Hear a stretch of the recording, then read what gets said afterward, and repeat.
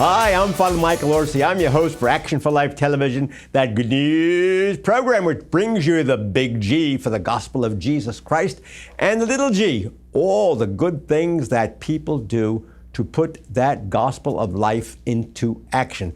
Ladies and gentlemen, as I was contemplating today's program, I usually begin by talking about the good news. Well, I'm not so sure. We have a little bit of bad news to report to you today, because it has to do with the persecution of Christians. Really, ladies and gentlemen, this is around the world. You think it's only, a communist country like China? No, it's Africa. We hear terrible stories about churches being burned down, people being killed in places like Nigeria and more places in Africa.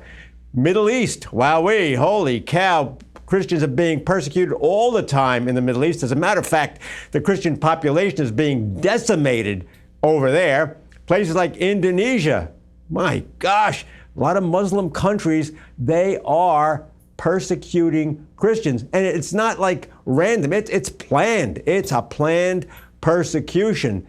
And of course, I even hate to touch this, but in a sense, although not yet with bloodshed, not yet, even in our own country, Christians are being persecuted. So what did we do today? We went out to get an expert in the field of Christian persecution. And the gentleman that we have here, this is top of the line, folks. I met him maybe 2 or 3 years ago at a Forum for Religious Freedom.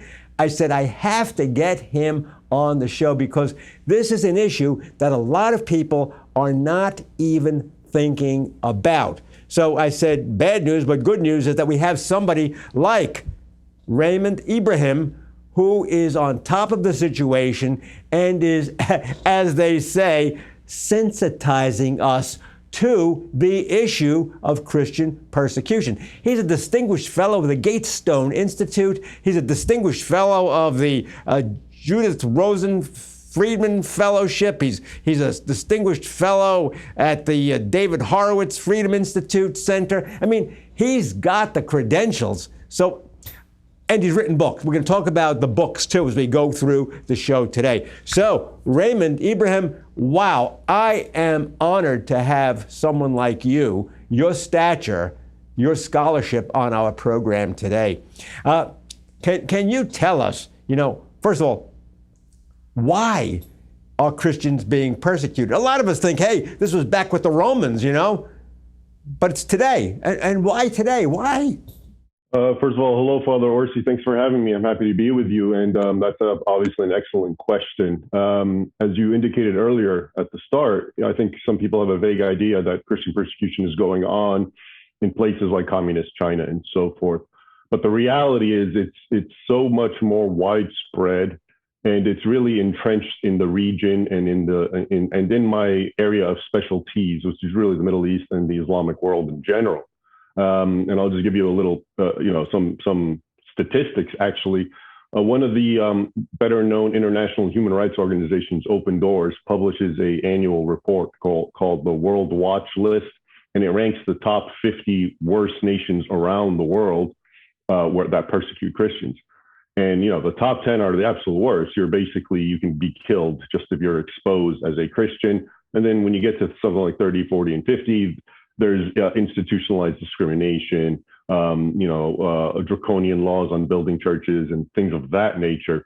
Now, if you look at that list habitually, as I have been for well over a decade, every year because you can count the countries, 38 to 40 of the 50 are Muslim nations.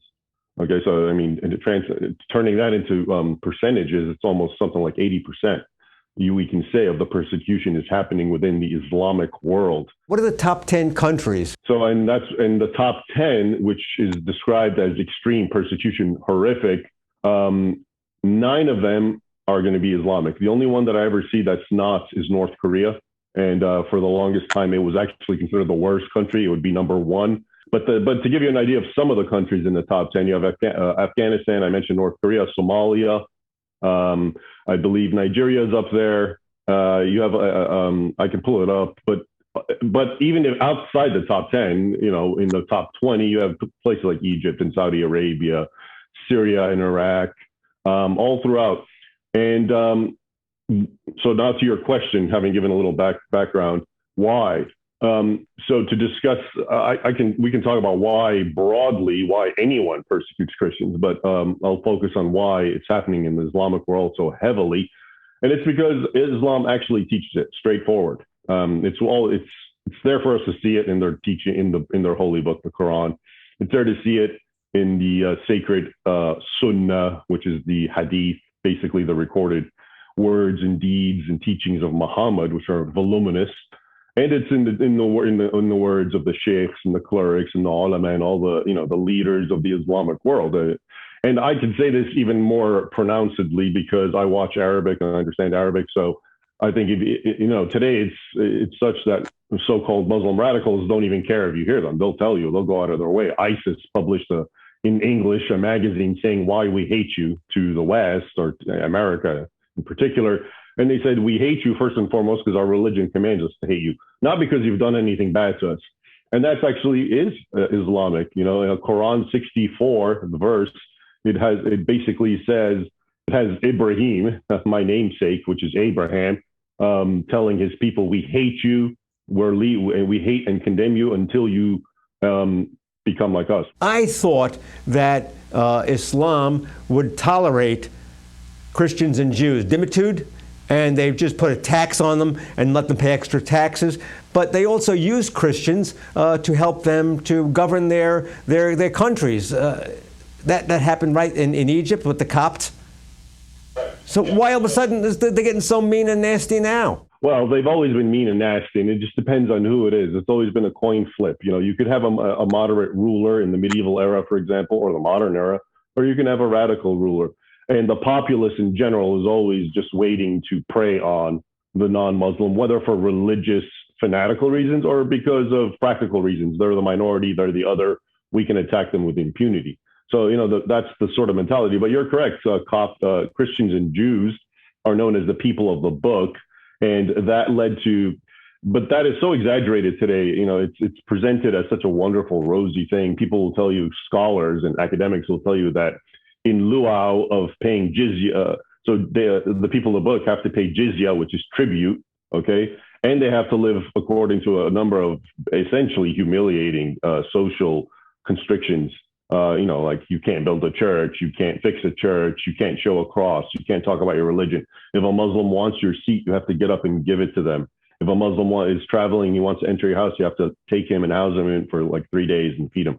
For Christians and Jews. So it was never a rosy thing. And then you have to pay a lot of money, which now academics say, oh, no, they were paying it to exempt themselves from the military, which is complete nonsense because jihadists didn't want infidel Christians and Jews fighting side by side with them in an ideologically charged war on infidels. So that was never even the case.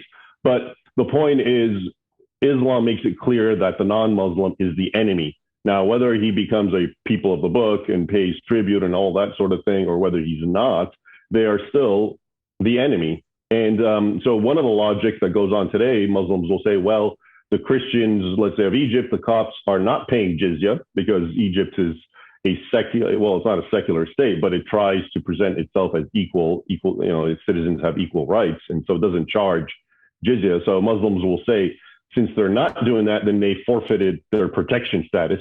And now they are enemy infidels. And then they attack them and kill them, rob them, take them hostage and, for money, thinking that's the jizya and so forth. So it's really convoluted. But when it comes down to it, if you're an infidel and whether you're a person of the book or not, you're still in that category. What you're telling us is this. The persecution of Christians in Muslim countries, and you say the majority of Christians being persecuted are from Muslim countries. Did you tell us 80%? Was that the number you gave? 80%. Okay. The reason why they're being persecuted is because of the Quran itself, which tells people to persecute non-Muslims.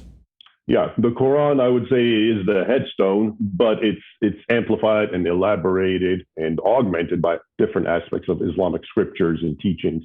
But yeah, that is a cornerstone. Quran 9:29, for example, says, fight the people of the book, fight them. okay, until they pay the jizya and feel themselves humbled and subdued. Now, what I find also more compelling is history is one long manifestation of the doctrine. So instead of, one can argue, well, these are old, books and so forth, and you don't really know if people lived that way. No, they actually did.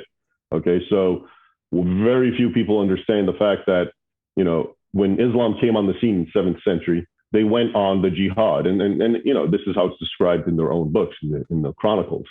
And the regions that today we call the heart of the Islamic world, from Egypt and North Africa all the way to Morocco and Libya and Tunisia, Algeria, and all of North Africa, and then Southwest Asia, Middle East proper, which would be Iraq and Syria, and all the modern day states, Jordan, Israel, and of course Turkey. All of that was really the heart of the Christian world. That's where most of Christianity was. And that's why it's very ironic when I hear people, and they so glibly and nonchalantly talk about, well, that's the Muslim world. No, that's actually, and historians such as Thomas Madden have done the actual math. And basically, long story short, Islam annexed, conquered 3/4 of Christendom's original territory. Yes, I often tell people, I say, a lot of these countries that we say today are Muslim countries. They were once Christian centers, as a matter of fact. And we know of the persecutions that came certainly after Muhammad, and we talk often about the Crusades. Now, is there some misinformation about the Crusades? It almost makes like the Crusaders look like bad guys. Is there some misinformation out there? And does this kind of propel or promote this hostility toward Christians? Well, so the Crusader issue, if you want to understand it in the historical context, basically, as I was saying, so 3/4 of the Christian world is conquered. And as you were indicating, there were 5 important sees, right? Rome being one of them. And then you have 4 others, Antioch, Jerusalem, Alexandria, and later Constantinople. So think about it. 4 of the 5 great Christian sees were conquered. All of them permanently, included, and Constantinople, of course, is still, under Turkish control. Now, that sort of thing, that's the permanent conquest we're familiar with. But then after that, you had, Spain. People forget 700 years Islam is there doing what Islam does in other Christian nations like Egypt, and all the way up until you get to the heart of France. People think the Battle of Tours, 732, that the Muslims were defeated and sent back. They actually stayed there for decades and went as far as Switzerland, raiding. They didn't conquer and annex, but that's where they were. And, the Ottomans later on, along with Constantinople, they took the entire Balkans, all the way up to Hungary, on the borders of Poland and so forth for centuries, Greece. Okay, now the Crusades, that's the context we need to keep in mind. Unfortunately, and I believe for intentional purposes, if you talk about historic conflicts between Muslims and Christians, your average American, I think 99% of the time, is going to tell you, oh yeah, the Crusades. And it comes out in a vacuum, as if things were fine. You had the Muslim world over there in North Africa and the Middle East, which had supposedly always been Muslim. And then these greedy, imperialistic, and I guess you can use the term racist now because it's very popular, patriarchs decided to go from Europe all the way to the Middle East and create problems and kill innocent Muslims and so forth. Well, the reality is, the long continuum of violence that I was discussing, the Islamic Jihad that conquered 3/4 of the Christian world, had really gotten especially bad right before the Crusades. You had the Battle of Manzikert in 1071 in Asia Minor, and Asia Minor, which is today Turkey, was of course, it's one of the oldest Christian regions. It's where most of St. Paul's activities and letters were directed to, all these regions, Ephesus and Galatia and so forth. So that was conquered in the 10th and in the 9th century by the Turks, and they got all the way up to Constantinople, which was still under Christian control. And the emperor just pleaded desperately with what we call Crusaders, Western Europeans, the Franks essentially. And when you really dig into the sources I have, avenging and helping fellow Christians who were suffering under the hands of Islam went hand in hand with the more popular goal, which is, liberating the sepulcher of Christ from Jerusalem. They both went hand in hand, and they would even quote the verse, loving God is the first commandment, and then love your fellow man as yourself. So all of that, of course, has been brushed aside. And, even though it would make perfect sense and it would help us understand today, actually, that whole continuum of Islamic attacks with, whenever they could, Christian responses and, counterattacks. And that's all the crusade was. What you're telling us is that the Christians were responding not only to a desire to recapture the holy sites in Jerusalem, but they were also responding to the attacks that Muslims were perpetrating against Christians. And I suppose it had a lot to do with trade routes too. They were attacking the trade routes going into Europe and leaving the Middle East. And so this is not as one-sided as it is often made out to be in our history books. All right, so you have that hostility. People keep going back to what the Crusaders did. Almost Crusaders or crusading almost has a bad connotation today. But you have people trying to defend themselves, their friends, and to defend their trade routes. Okay, let's leave that there for now. Just want to clear that up.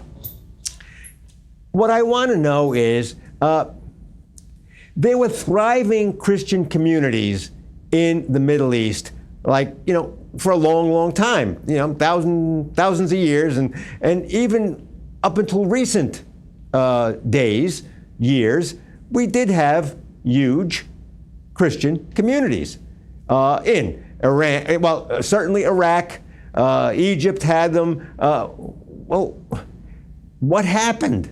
Yeah, well, that's exactly the question. And one has to keep in mind, from changing religions, especially in the pre-modern era, was not as common as today. Today, the sort of Western secular mentality, religions are like different shoes, I'm trying them on. When you keep in mind that changing a religion was a traumatic experience and the person who's converting felt like an apostate who's going to go to hell, that tells you that converting was not just some easy thing. So in that context, what made, let's say, Egypt, and I actually did a deep study in that, what made a country like Egypt, which was nearly 100% Christian, when Islam came in with a small Jewish minority, mostly in Alexandria, what made that country be today, the numbers today of Christians supposedly in Egypt are about 10 to 15%, okay? So how did it go to that? Well, if you look again at the history, you're going to see, okay, so I have in mind El-Makrizi, and he's a medieval historian from Egypt, and he writes a lot, and he's pretty honest. And he'll just tell you, he'll have, little descriptions and chronicles, and he'll talk about an uprising, destruction of churches, and Christians burned in the streets, and women enslaved, raped, and children, same thing. And then after this lurid description, he'll end it by saying, and after these events, a great many Christians became Muslims. Allahu Akbar. Okay. And I mean, that's so eye-opening. It just, what it means is the Copts, the Christians throughout the Islamic world, and people of whatever religion, including Jews and Zoroastrians and so forth, all converted because to evade the sporadic persecution, which, like I said, was based on the current ruler. You had some rulers who, if you want, I don't want to use the word moderate because that just is anachronistic, but you had some rulers who, let's say, didn't care. They just want you to pay your tribute and then they leave you alone. But you had others like the Fatimid Caliph, and he actually also was involved with the Crusades. He predates them by, 50, 60 years, or 70 years. But what he did in Egypt is he destroyed, according to this same guy, Makrizi, the historian, he said he destroyed 30,000 churches in not just Egypt, but in greater Syria, because he was the caliph of that whole area, including Jerusalem. And he ordered the destruction of the Holy Sepulchre. Okay, and he made Christians, where he would cut their tongue off if they spoke the Coptic language, and he persecuted them for eating their, national meal, moheya, and all kinds of weird things. So you get rulers like that once in a while, and they're all throughout history. And then there's the constant, taking money from you and also making you live as second-class citizen. Now, in that context, obviously, a lot of people are just going to convert. I don't want to be killed in a sporadic uprising. I don't want to be bled dry financially. And I don't want to always be looking behind my back and, being treated as a second-class citizen. And that's that's the true reason that transformed the Middle East and North Africa and the rest into Muslim nations. We had And to this day, there still are Christian communities living in the Middle East. We have Christian communities living in a Muslim country, Indonesia. All right? Why does it seem that the persecution has intensified over the years? Well, my theory is it has to do with Western withdrawal and especially the Christian religion. And I'll explain that. So what I've been discussing, this dismal picture for Christians throughout the Middle East, really goes on. I was talking about the Fatimid caliphs, and then you get the Mamluks, which are even much worse. I mean, this is open. And the Mamluks were slave soldiers, Islamic slave soldier jihadists, essentially ISIS, who overthrew the caliph and became masters themselves. And they really instituted a very, bad, awful persecution against Christians. So anyway, this sort of thing goes, and then the Ottomans came, and you get the same story. But this thing goes on until the colonial era. So right around 1800, Napoleon Bonaparte enters Egypt. And, that's a good date to look at because that really in many ways represents the waning of Islamic power and the ascendancy of Western Christian power. And what you see, so what we will be taught today in school is how, let's say the Muslims hated being under colonial control and they wanted their freedom and so forth. Well, that's not the case. Actually, what happened is they emulated and they started to become, for lack of a better word, Western. Because when the Westerners came and colonized the Islamic world, they brought with them lots of boons, medicine, science, technology, things that weren't there in the Islamic world. What we're getting really is a reaction to an attempt to westernize the Islamic countries. Well, no. I think what happened is it went well, but then when the West started retreating and not just physically leaving, but retreating from its own culture, denouncing itself, praising Islam, praising everyone, putting them on a pinnacle. I think that pushed Muslims, and I don't think there's a lot of written stuff. Sayyid al-Qutb, the Egyptian, I've read a lot of his writings. That's what it did. He was actually pro-Western, and then he came to America. He's an Egyptian intellectual. He came to America, I think in Colorado. And when he came back, he was so disgusted. He couldn't believe the lax morality and so forth. So he said at that point, from now on, we should continue following the West only in things like technology and science. We're coming close to the end of our program, but you're saying that Western civilization has brought this upon itself? No, by retreating and losing its own confidence, it's caused others to become confident and aggressive and sort of reclaim their former mentality, in this case, the jihadist mentality. Because this was gone a century ago. Yeah, but what can we do about it? I mean, UN doesn't seem to be doing anything about it. I mean, what about the Western countries, Europe, the US of A? What can we do? Those countries, and this is the problem. What's happening in the Islamic world is what's happening, but then the West goes out of its way to apologize for it, cover up for it. I'll give you one final example.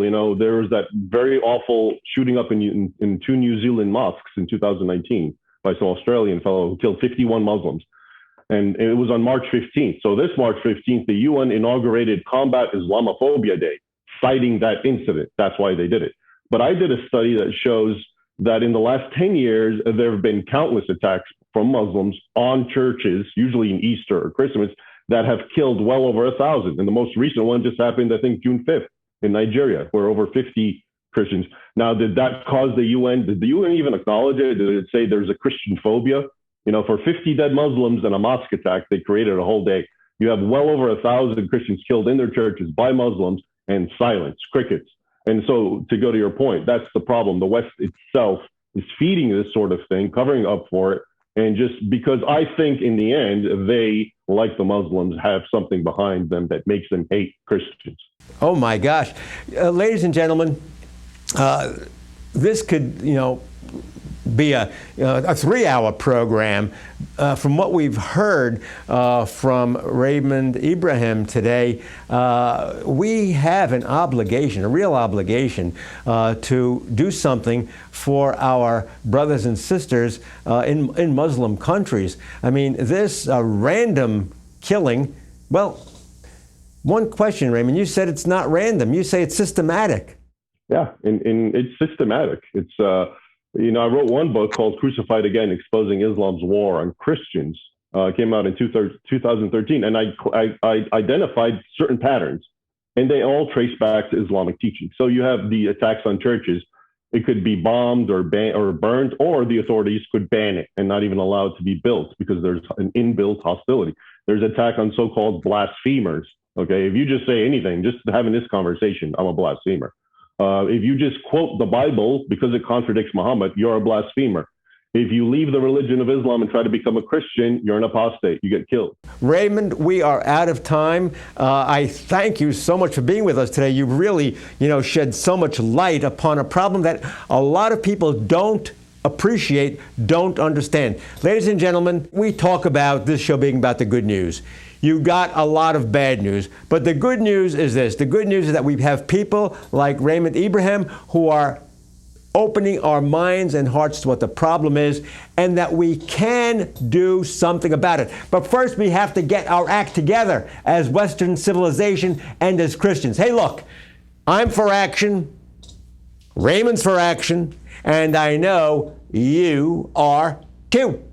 We would like to thank our generous sponsors for their wonderful support.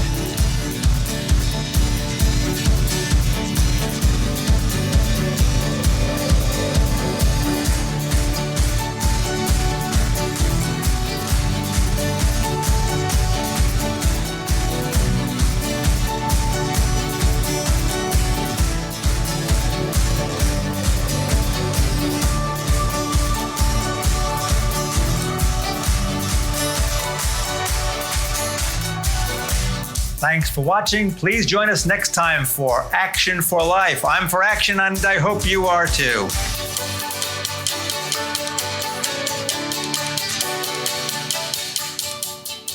I'm Father Michael Orsi. I am your host for Action for Life Television, that good news program which talks about the gospel of Jesus Christ, the big G, and the little g, all the good things that people are doing to put the gospel of life into action. So please join us for the next episode of Action for Life. Hey gang, I know a lot of you sometimes can't watch all of our episodes of Action for Life. However, we have a solution for that. All you have to do is go to YouTube and search for Action for Life Florida. And you can catch up on all the shows, and guess what? Extra added bonus, you get to hear my weekly homily. So, YouTube and you make a fine couple.